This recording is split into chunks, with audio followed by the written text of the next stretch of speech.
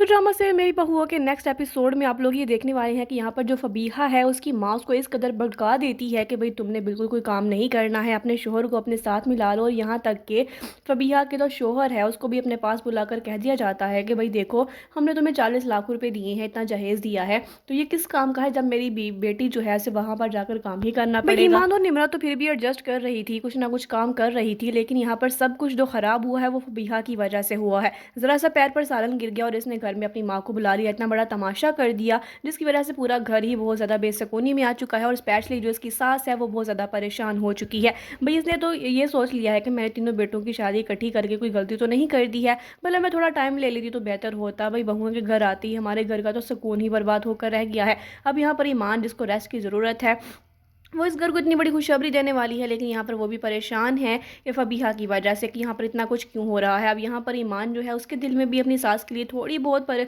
जो है वो बदगुमानी पैदा होना शुरू हो गई है कि मेरी सास ने मुझे डांटा है। हालांकि वो तो परेशान थी और ईमान ने क्योंकि उनकी बात नहीं मानी, इसी वजह से वो थोड़ी जो है गुस्से में आई और आकर उसको डांट दिया, लेकिन ईमान गलत समझ रही है।